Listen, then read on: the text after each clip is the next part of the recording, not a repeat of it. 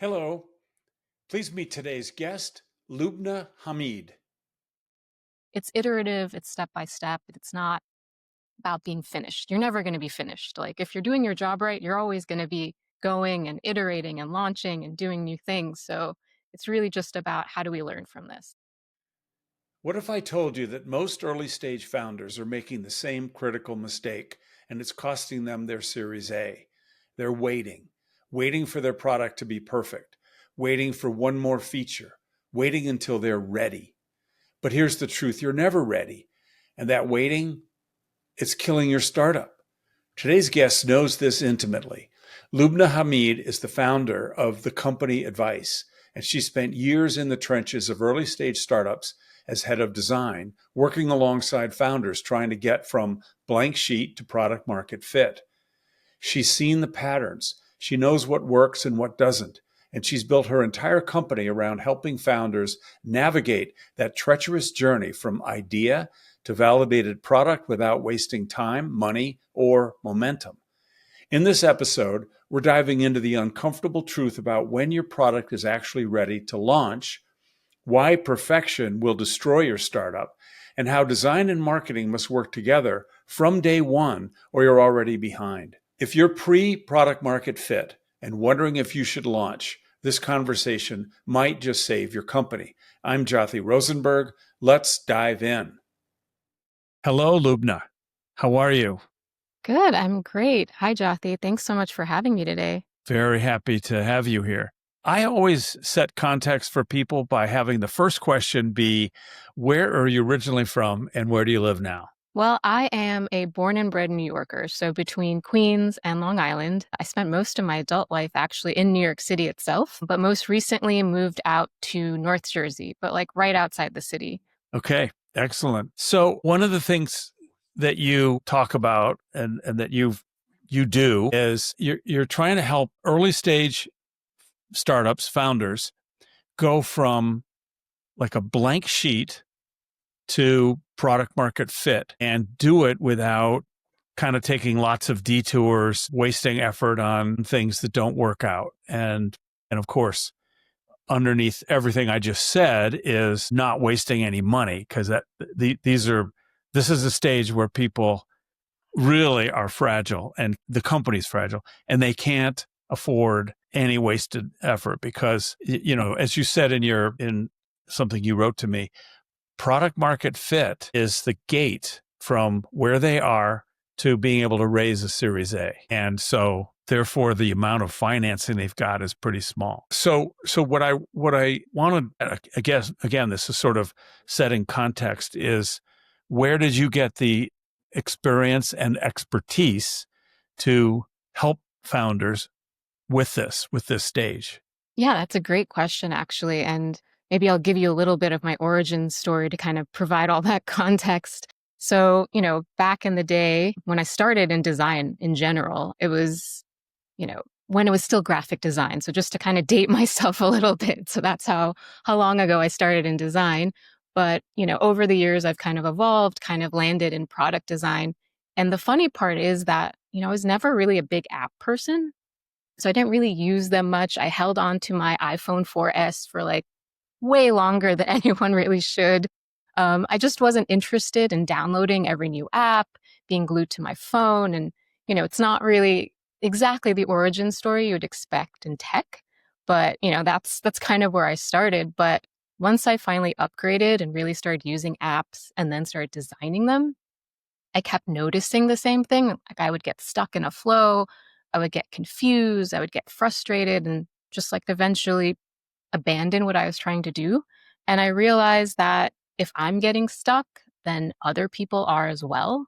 So, what can I do to make a difference here? Like, what can I do through design to really impact people's experience? And that's how I really kind of found my happy place in design. Well, I may be shortening, and you'll have to correct me, I may be shortening the series of events, but this whole revelation, I guess, led you to create your startup, which is called The Company Advice. Yes, exactly. And yeah. Okay, well, tell us, what was the moment and reason that you you started this. I mean, you could have like just been sort of offering, putting up a shingle and offering some services, but you created a company and a brand, and that's a pretty, that name is good because it says it all. It's so funny that some of us really overcomplicate the naming thing. Anyway, you did it straightforward and simple. So anyway, that moment where you said, "Boy, does this thing I'm doing is a need, and I'm going to formalize it, and I'm going to get out there and do this as a company." When did that happen, and what was the moment? Yeah, I mean, I think I spent many years working in startups. So I was either head of design, director of design, kind of working in the trenches with everybody, working through all those problems you see founders having. And over the years, I realized, there are a lot of early stage startups that need that sort of foundational design expertise. And they either are so early on, they don't even realize they need it, or they just can't afford that level of expertise. So they end up hiring junior designers to try to kind of make do, but they're missing that like strategic foundation that like can really help them scale and grow and iterate properly. And so I guess like stars aligned, myself and my business partner, Marlena, we were both kind of in between jobs and had worked together in the past and had this like, oh my God, why don't we just start something where we can provide all that expertise to these startups that really need it, but don't know where to go to look for it, don't know, that they even need it or can't afford to get that sort of expertise. All the startups that you were at that you just mentioned, Mhm. what sort of title or what was your role in these startups? I assume it was a marketing function that you were brought in for. For me, it was the design side of the house. So I was usually a founding designer, head of design, director of design. So really So kind you of, were in the product team. yes. So Okay. product design. And a lot of times, especially early stage startups, it's kind of also brand design, kind of making sure all those visual touch points, resonate across the entire org. And that is a marketing position. Well, that's why my partner and I, she's the marketing side of the house. We realized how much synergy there is between marketing and design at a startup. And a lot of people kind of miss that connection. And you kind of feel it in that customer journey when design and marketing aren't working hand in hand. So we felt like that was also kind of our superpower is like realizing how to make that really work. So you were helping those startups get to product market fit Hmm. in your roles. One of you maybe I mean, I'm imagining that you work together at a few startups, and one of you in marketing and one of you in product, Hmm. which are, whenever I've led an effort to get to product market fit, two most important functions within the company that have to drive it. I mean, obviously it eventually involves everybody, but the driving of it has got to be very close coordination between marketing people that are authorized to make decisions and product people likewise. Yes, absolutely. It all has to kind of come together perfectly for it all to kind of make sense and click, not only for that company, but for the user. But the challenge I see for your company is that if you think back to the startups where you were there, you were on the staff, you presumably had been there a little while, and so you really understood kind of down to your core what is it that we're trying to do and what problem are we trying to solve. It's hard, I think, when you kind of parachute into a company as an external resource and try to fully get the gestalt of what it is they're trying to do. How do you do that? Yeah, that's a great question. Honestly, we don't see it as parachuting in. We kind of see it as like integrating into the team. We want to feel like we're that extra part of your team that you were just missing. And so I think also over the years, we've gotten really good at kind of getting into the nuts and bolts of who is that user? What is that product? What are you solving? How does this team work? We know how to ask the right questions right up front so that we're not kind of on the periphery of it all. When you say you're not parachuting in, I think what that implies is that you make the companies make, that's not the word I meant, but the arrangement has to be that this is a long term or but not a short term, medium to long term engagement, so that you're really there. I don't know how many half days a week you would, spend on each company. So is that what you try to do? Yes, I mean, the longer we're there, the more impact we can make, the more we can see all the inner workings.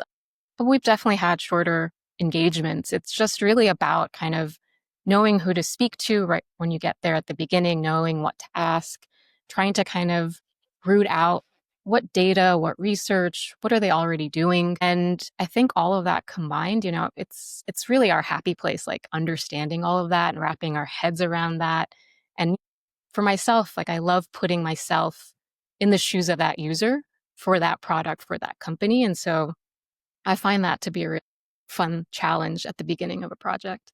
Hi, the podcast you are listening to is a companion to my recent book, Tech Startup Toolkit: How to Launch Strong and Exit Big. This is the book I wish I'd had, as I was founding and running 8 startups over 35 years. I tell the unvarnished truth about what went right and especially about what went wrong. You could get it from all the usual booksellers. I hope you like it. It's a true labor of love. Now back to the show. So you must have developed some very, I don't know, very detailed screening questions so that you can hit the ground running. You must interview a few people and ask this set of questions I can imagine you constructing that starts to get you the information you need. And also, I assume, helps you decide whether you really want to take on that engagement. Yeah, absolutely. And it's about asking the right questions and also asking the right people. A lot of people just think, just talk to the founder, he'll know everything and you're good to go. And for us, it's like, everybody has a different perspective depending on their function in the company. So it's really important and interesting to see that perspective from each of those team members to understand fully, how is this team working? How are these products being built or designed? What's really happening here? The stage that you're getting into these companies is by definition early. These are if you're helping them get to product market fit, and that's the gate to Series A, then these are Series Seed kind of companies, which I would assume are like 10, 12 people. Yes. Absolutely. But usually, even in those 10, 12 people teams, there's like a core, maybe 5 founding members or Mhm. the head of each of those functions that really kind of give you that full picture. So if there's a startup founder listening to you talk right here and you want to give them advice on what are the must-haves for launching, what would those be? That I would say before anything else, those founders need clarity on 3 things. So, who they're building for, what problem they're trying to solve, and what success really looks like for them. So I've seen startups that want to jump like right into design or dev before they even understand what they're building for, who they're building for, if it actually even solves a problem. I've seen startups build this amazing product, but in the end, it wasn't solving anything for anyone in particular.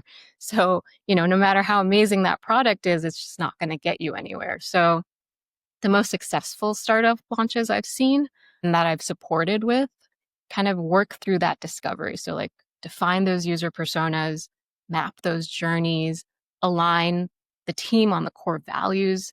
Once that's in place, like everything, like from your UI to your messaging, your website, your product, will all just kind of snap into focus. And you've mentioned mobile applications a couple times, Mhm. but the work you're doing isn't limited to those types of applications, is it? No, not at all. I mean, web apps, websites, mobile apps, it kind of runs the gamut. I recently, like, I worked at a health tech company where, they brought me in as, a design consultant and wanted to design a dashboard. That's like really all they said. It's like, we need a dashboard. That's all we need. So, it could kind of be anything. So it's really about the user experience when it comes down to it. what would you say are some of the biggest mistakes that founders make when they are trying to launch and they didn't know about you and they couldn't hire you? And so, and maybe some of this answers to this are going to come from some of your startups before you had your own company, but just what are some of the biggest mistakes founders make? Yeah, I mean, I've seen a few, and, some of them kind of range from like overbuilding something before anyone even gets to use it. So they're just kind of like building features, but not really putting it out there to have users in there to test, to learn, or they're mistaking maybe speed for progress. So, as you were saying, like you don't want to run out of runway. So people are just trying to build and get, keep moving, but they often want to build fast to show that momentum, but they don't have the clarity or the validation yet. So they end up building the wrong thing faster and not learning anything from it in the process. So that's definitely a few of the ones I've seen recently. Have you noticed that if the founders are all very technically oriented people, that those are some of the companies that seem to have the hardest time figuring out exactly what their extremely well-defined market is, and I'm asking a question, but I'm also telling you that in my experience, they are actually sometimes afraid to talk to strangers, and it sounds like you've seen this too. Yes, absolutely. And that's what I'm there for, honestly. It's a whole different, muscle to kind of flex in terms of like speaking to those strangers and asking like these open-ended questions. Cause especially like technical founders are very like system-based thinking. These are the answers I need. So I'm going to ask the direct questions to get me there. That's just not how you do user interviews, right? You're going to be like biasing your user. You're not going to actually get to the heart of what you need. And I actually worked with a technical founder recently where I helped kind of identify like who he should speak to and then create like an interview guide to be like, okay, these are the open-ended sort of questions we need to ask in order to get to the answers we need. So like you can't ask like, well, would you use this solution versus this solution? Like that's not going to really help you. But if you ask them like, okay, what does your current workflow look like? Where are you getting stuck? And like, why is it getting you stuck? Like how does that affect your day? How does that affect the output? But those sort of questions will really get you somewhere. And recently actually told me like, wow, this actually really helped me a lot and helped me stay on track. I think your service looks extremely valuable, but I would have to say that probably from the standpoint of a founder, and most of my startups, and I'm, number 9, but most of my startups, we had a technical team at the core. The founding team were technical, most of them. The idea of cold calling people was frightening for everybody. And having somebody just hold their hand and say, step by step, this is how we're going to do this. First, we're going to find prospective people to call and then here are the set of questions. I recently had to help a defense contractor they needed help in trying to figure out if a technology they were developing under government funding had potential as a commercially viable new company, not just a product, but because they didn't want to sell to the commercial world. They wanted to spin it out. And I ended up getting the team by doing it with them, by being on each call. We had 15 of those open-ended calls with cold calling prospective people, potential customers, but it was a general enough product that you didn't need to work super hard at getting people that were in a particular vertical, because it was the kind of product that anybody might be interested in. And it was, I can just doing that, holding their hand is extremely valuable because they're so nervous about talking to strangers. Yeah, absolutely. I mean, that's usually why I lead that first few sessions, or just to kind of have them observe and say like, look, this is, once you have the guide and we've identified the people we're talking to and we know these are the right people, like the rest just kind of falls in line. It's just follow the guide and just, leave it open, ask a lot of questions and just let people think out loud. Hi there. I hope you're enjoying the show.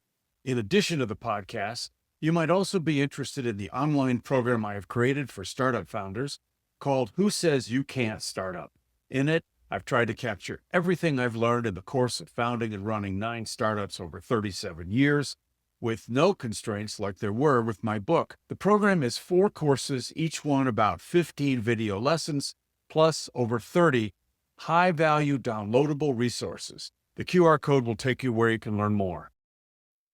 All right. Well, you may feel like you've already answered this question, but because you mentioned founders getting stuck, is that the biggest area where they get stuck, or do you have a short list of, okay, here are other areas where they get stuck on the way to successfully proving product market fit? I mean, I think one of the things that always stands out to me is something that a lot of us might feel like a lot of us worry about is, is it ready? And am I going to fail if I put this out there? Right. And so it's kind of holding them back from launching or like worried about making mistakes. And that actually becomes a mistake when you're just like holding on to something, thinking it's not ready and not wanting to put it out there. It's, and I say this to a lot of founders and they look at me like, okay, I don't know if I believe you, but even if a feature fails, that's still really valuable data. That tells us, okay, this thing didn't work, but what did? How do we kind of double down on that? Like even that information is really useful. So like even though it might feel like they're making a mistake, it's still very valuable in the process. You must say this following quote all the time then, which is that perfection is the enemy of good enough. Yes, exactly. Exactly. It's Well, just about learning, right? so I had an experience where my second cousin, he's an emergency room doc by training, by profession, Mm. but he's on the side, he's a serial entrepreneur. He started several successful companies, and he wanted my help in starting one that was about being a single place where you would go and it would do all of your forms of communication in one place. So you wouldn't go and have one app for email and another for text messages and another for looking at YouTube things. And he wanted it to be this sort of single place, dashboard, whatever you want to call it. Bless his heart, he was so scared of competition that Mhm. we all were working together and said, we should get this out there. He said, not until we have this one more feature. And then and it got to be almost funny, but it wasn't, because money was being wasted. Each time we all felt like, okay, this is working great. We added this great capability. Now let's get it out there. And he would say, this new thing showed up and we can't go out there. It'll crush us. And I actually finally had to say, buy me out. I can't do this anymore. So this is the thing, is that how these are founders that are not clear on what it means to say it's ready. Mhm. What would you say? Maybe it's not possible for you to generalize, but if you can, great, because it's probably, got some unique characteristics for each product and team you're working with. But in general, what would you say your advice is about when is it ready? Yeah, I think ready is less about perfection, like we were saying, and more about clarity around learning. So it's not a question of like, is this finished? Can I launch this? It's about what do we want to learn by putting this out there? So what are we trying to get back from the user data, from the market research? Even if you have like all these competitors out there, you're still going to learn something because your product is doing something differently. So let's learn and see, like, is that actually resonating? Is that actually competing? If not, then we go back to the drawing board, we make some changes, put in those features that we held off on and see how that does. It's iterative, it's step by step. It's not about being finished. You're never going to be finished. Like if you're doing your job right, you're always going to be going and iterating and launching and doing new things. So it's really just about how do we learn from this. What do you like best about helping founders, and sort of why do you like helping founders? It's really a funny question because, we say like the startup world it's a crazy world, and it's not cut out for everybody. But I mean, I love that early stage, that passion, that, drive to kind of create something, to work through these problems together with a small team, to launch, to learn, to help them iterate and prioritize. I mean, it's the most fun part of the process for me personally. Like I love that initial, like, kind of, I guess the analogy we always hear with early stage startups is like, you're flying a plane while building it. And, I like that energy. And so it's really why at the company advice, we help teams at that stage. It's just where our hearts sing. Have you, in your own company, do you think you've made any mistakes? Has everything just gone perfect and smoothly, or have there been hiccups? I mean, I think I don't look at them as mistakes. Like it's a learning, right? So anything you do, if it doesn't work out, then you learn something from it. And if you don't learn something from it, then maybe it's a mistake. But as long as you're kind of aware and you're like, oh wait, so that didn't work. How do I do it differently the next time? Then like it's still valuable. So you like startups, you like startup people, you have one of your own. So by definition, I would say that means you have a lot of grit. I hope so. And I would like to know, I'd like you to tell us, where did that grit come from? What is your source of grit? Uh, I don't know. Maybe it's, my professional journey in some ways. I haven't had a linear professional journey as most would call it. I've worked in everything from design to the music industry. I ran a graffiti marketing company for some time. I worked in the humanitarian world. So all of these things I think combined, made me poised to kind of figure things out, get scrappy, just kind of take things as they come and learn and iterate and move forward. But that starting the company that's a leap. That's a leap, right? In your previous roles, somebody wrote you a check every 2 weeks or every month. And then you had to make this decision where no one's writing you a paycheck. That's true. That's true. It's a whole different ball game. But I did spend a few years as a freelancer, which was very similar, in that, I kind of have to go out and figure out how I'm going to get that paycheck because I don't have that steady gig. So this kind of felt like a natural progression. So how do we, take that freelance skill, kind of take both of our freelance skills, combine them, and, like kind of a Captain Planet sort of combine all those rings and those powers and kind of come out with something really amazing. And do you have employees besides the two of you? Yes, we do have like a pretty deep bench. We love having like, letting people have their specialties, kind of working with people's strengths for different projects. So depending on the project, we have, a good group of people to help move things along. Sounds great. So any last words of wisdom? Anything you would like to convey to startup founders that are, or maybe wannabe founders? They're thinking about making the leap and doing a startup. And of course, I think they'll immediately be in contact with you.